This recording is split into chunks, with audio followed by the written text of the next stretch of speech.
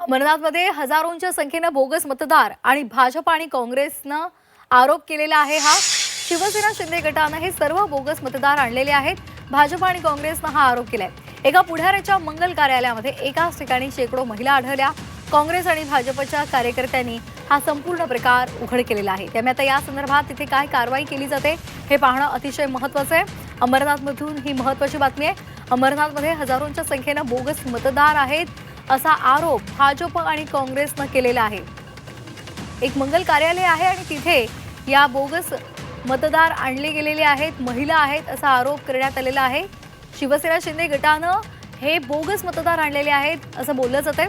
अधिक माहितीसाठी आपण जाणार आहोत आमचे प्रतिनिधी चंद्रशेखर भुयार यांच्याकडे। चंद्रशेखर, भाजप आणि काँग्रेसने हा आरोप केलाय की शिंदे गटानं बोगस मतदार आणलेले आहेत। काय यापुढची कारवाई करण्यात आलेली आहे? काल रात्रीपासूनच कोसगाव चिंचपाडा या परिसरात एक मंगल कार्यालय आहे आणि या मंगल कार्यालयामध्ये 500 ते 600 महिला या रात्रीपासूनच आणलेल्या आहेत।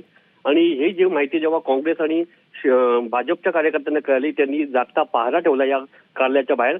आज सकाळी पोलिसांनी कारवाई करत या सर्व महिला आहेत यांना एका गाडीमध्ये बसून अज्ञातस्थळी नेलेलं आहे। आता ते कुठे नेले अजून काही समजू शकलं नाही। मात्र हे सर्व महिला या बोगस मतदार आहेत असा आरोप काँग्रेस आणि भाजपने केलेला आहे। अशा प्रकारच्या महिला या अमरनाथमध्ये किंवा या परिसरामध्ये ठेवण्यात आलेला आहे असा गंभीर आरोपही काँग्रेस आणि भाजपने केलेला आहे। आता पोलीस यावर काय कारवाई करतात हे पाहावं लागणार आहे। पोलिसांना या संदर्भातली माहिती देण्यात आलेली आहे का? त्या संदर्भात काही डिटेल्स? पोलिसांना याबाबत माहिती दिली। काल रात्रीपासूनच जे भाजपचे आणि काँग्रेसचे कार्यकर्ते होते हे या मंगल कार्यालयाबाहेर जागता पहारा ठेवला होता।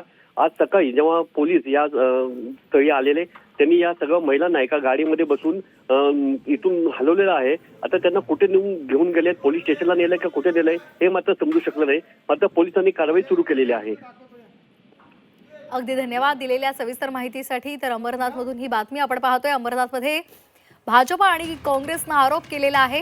हजारोंच्या संख्येने बोगस मतदार आहेत आणि शिंदेंच्या शिवसेनेनं हे बोगस मतदार आणलेले आहेत असा त्यांचा गंभीर आरोप आहे। त्यामुळे आता या संदर्भात खरंच काही कारवाई होते का हे पाहणं सुद्धा महत्त्वाचं ठरणार आहे। 2 तारखेला 2 डिसेंबरला जेव्हा मतदान झालेलं होतं तेव्हा सुद्धा बोगस मतदानाचा प्रकार समोर आलेला होता।